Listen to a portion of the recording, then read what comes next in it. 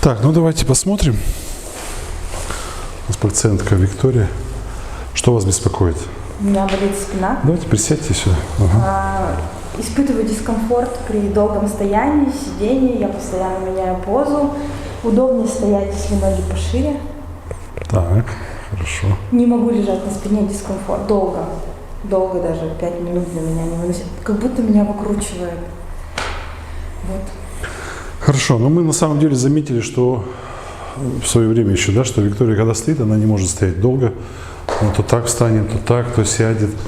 Ну, то есть у нее все время дискомфорт в положении стоя, да? То есть она не может долго... То есть она не адаптирована к положению стоя, скажем так. Так же. То есть если я буду сидеть, то я то на одну сторону, то на другую, то есть мы начнем с положения стоя.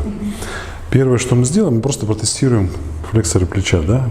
Удерживаем ручку, опускаем, я не буду сильно тестировать, держим, опускаем. Мышцы выглядят сильными. Посмотрим на полосочки, держим, на крестик, на полосочки, опускаем, на полосочки, на крестик. Мы понимаем, что когда она стоит, она находится в состоянии гипертонуса, то есть у нее флексоры плеча не поддаются тормозящему влиянию полосок. Да? То есть мы когда смотрим на полоски, у нас возникает небольшое торможение, которое должно миотатический рефлекс, который я тестирую, выключить. Да? Этого не происходит. Это чаще всего связано с наличием какого-то болевого рецептора на теле. Да? И тело, по большому счету, находится в обороне. Ну, то есть в оборонительном рефлексе. Оно защищает что-то. Скорее всего, когда Виктория ляжет, у нее немножко состояние изменится, потому что она сейчас стоит, ей нужно стоять, и, возможно, лежа у нее мышцы эти будут просто гипотоничные. Ну, то есть они будут просто слабые, но поскольку она встала, ей нужно позицию выдерживать, нервная система выбирает какой-то другой режим функционирования. Он истощающий для нервной системы. Да, уже все, да, уже пациентка начинает адаптироваться к положению стоя. Но это, конечно, ненормально. То есть это, конечно, ненормально. Давайте мы посмотрим другие мышцы, пока стоя. Я посмотрю экстензоры плеча. Я на вас, вы на меня. Возьмите полоски. Держу. Да, возьмите крестик. Держу. Экстензоры то же самое. Присядьте сюда. Мы посмотрим мышцы нижней конечности. Ножку вверх. Удерживаю. Вот, вверх. Удерживаю. Полоски. Держу. Держу. Крестик проверим на всякий случай. Держу. Еще раз. Еще раз. А тут у нас ситуация, держим, немножко меняется. То есть у нас вот этот флексор, он находится в гипертонусе, а вот здесь, на этом бедре, идет прям переключение. То есть нервная система на тормозящие стимулы возбуждается, а на возбуждающие тормозится. То есть как это выглядит? Смотрите на полоски. Держим. Мышца сильная, хотя должна быть слабая. Смотрите на крестик. Держим. Мышца слабая, хотя должна быть сильная. То есть мы понимаем, что здесь хуже всего телу. Ну, то есть везде нехорошо, а здесь еще хуже, чем везде. У меня здесь шрам. Да, у пациентки здесь шрам, и, возможно, это связано со шрамом. Мы сейчас посмотрим. Так ли это? Ложитесь на спину. Мы посмотрели, что стоя ей нехорошо, и больше всего нехорошо здесь, сидя ей нехорошо. Мы положили пациентку отдыхать. Сейчас она 5 секунд полежит. Нервная система пересчитает проприоцепцию. Мы посмотрим, что с ней происходит в положении лежа. Локоть прямой. Держу. В положении лежа, как я и предполагал, у нее просто гипотония всего. Держу. Мышца не держит. Могу согнуть. Удерживаем в таком положении. Тут при этом гипертонус, возможно, переключение. Возьмите полоски. Держим. Держим. Крестик, да. Держим. Тут гипертонус. То есть ей лежа лучше по состоянию, чем сидя. Ну, то есть нервная система позволяет себе выключить какие-то мышцы, потому что не нужно стоять. Держим. На полоски. Держим. На крестик. Держим. Теперь весь низ флексоры бедра в гипертонусе, флексоры плеча в гипотонии. Сейчас я проверю экстензоры, разгибатели на меня. Еще раз. Тут слабость.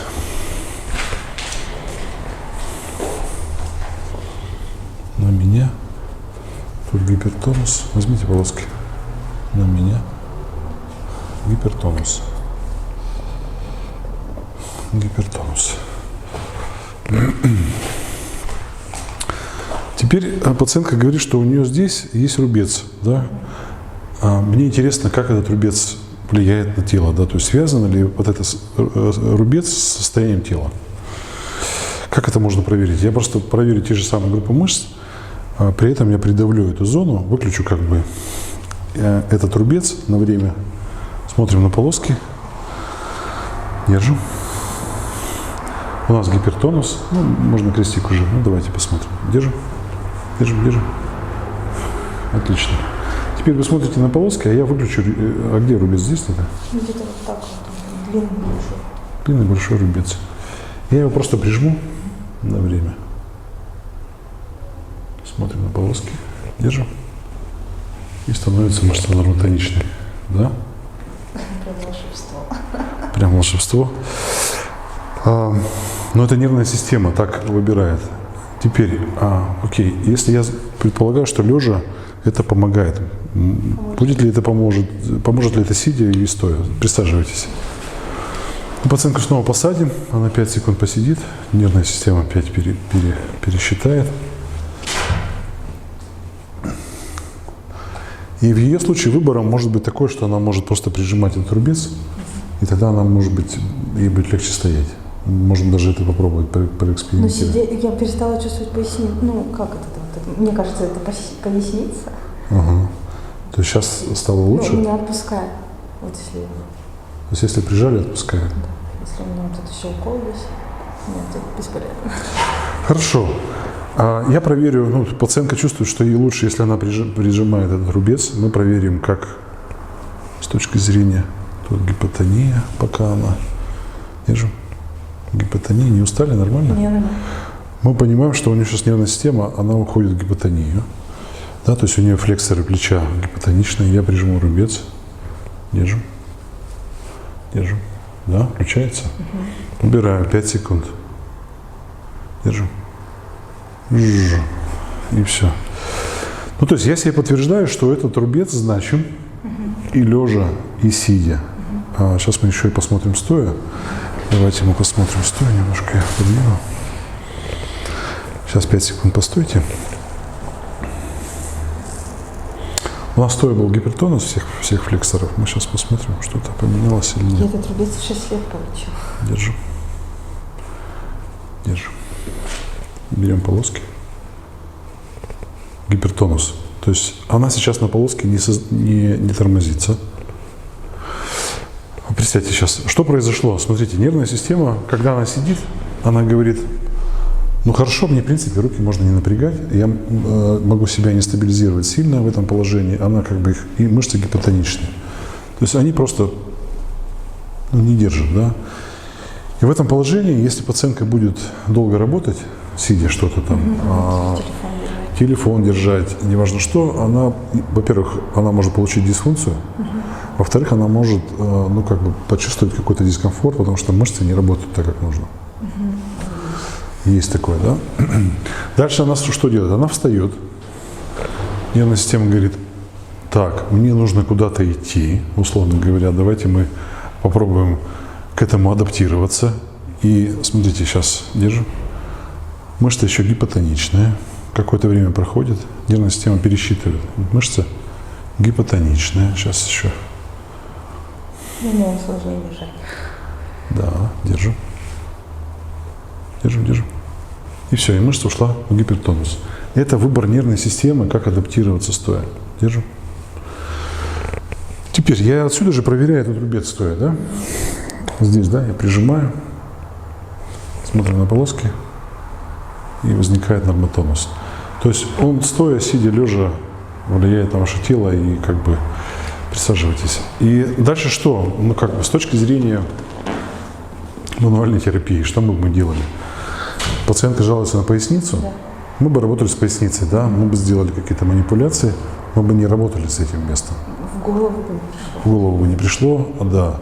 С точки зрения массажа, Тоже то. массажиста, тоже мы как бы локально работаем здесь, и, ну, может быть, поможет, на какое-то время будет эффект, но пока рубец будет активен, все равно будет вот это такое состояние, да.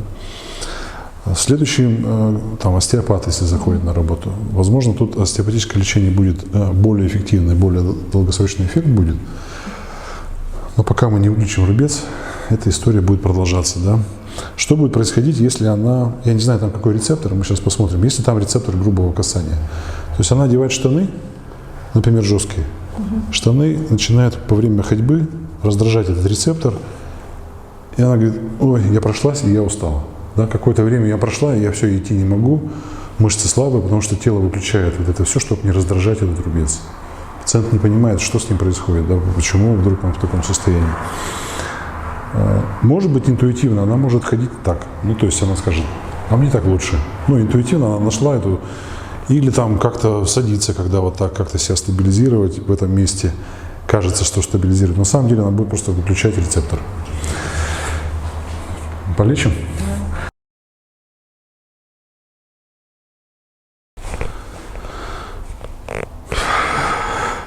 Лечение выглядит очень, ну, как бы очень несерьезным, да, как будто бы мы сделали какую-то ерунду, но на самом деле для нервной системы мы сделали очень такую серьезную вещь. Мы разомкнули оборонительный рефлекс, который возник в 6 лет во время того, как пациентка получила травму. Присаживаемся. Тут сейчас куча вопросов может быть по этому поводу. Давайте посмотрим, что поменялось. Держим. Держим. На полоски. Нормально. На крестик. Держим. Нормально. Я понимаю, что сейчас, сидя, у нее флексоры нормальные.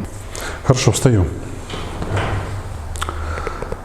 Сейчас постойте, посмотрите, что-то поменялось. У нас пациент У меня поясница перестала. высокочувствительный. Перестала я чувствовать. Перестала чувствовать поясницу. Да. Да мне легче стоять. Ну, вот так. Мы проверим стоя, что-то поменялось, не поменялось стоя. Каждый раз мы убеждаемся, что все хорошо. Держим. Нормально. Крестик. Прекрасно. Сейчас походите, немножко нагрузку дадим. Пациентка походит, нагрузит свои нижние конечности. Я вижу, что там еще была травма стопы. Ну ладно. Держим. На полоски. Все, нормально. То есть она дала какую-то нагрузку пешую. Я понимаю, что после этого она не вышла ни в какое состояние дисфункции. Ну и, в общем, можем мы сказать, что наше лечение вот этого рубца закончено, и мы можем посмотреть еще что-то, если это требуется, да, но я бы эту пациентку отправил бы и посмотрел бы через 2 недели повторно, будет ли у нее что-то там, ну, может появиться другой какой-то дисфункция, какая-то другая дисфункция, не связанная с этим местом. Причем бывает так, что как бы болит тоже поясница, пациент говорит: то же самое, у меня как бы вернулось, да, то есть мне было хорошо, потом прошло 2 недели и вернулось. Но мы когда тестируем, мы обнаруживаем, что туда же приходит дисфункция с какого-то другого места, со стопы или еще что-то. Просто эта зона компенсации самая распространенная, да, таз, поясница, потому что нам нужна тут стабильность, и чуть что у нас тут теряется стабильность, мы начинаем это чувствовать. Хорошо. Спасибо. Я перестала чувствовать поясницу. Ну, хорошо. Да, прикольно же? Вообще, да. Прикольно. Все, пожалуйста.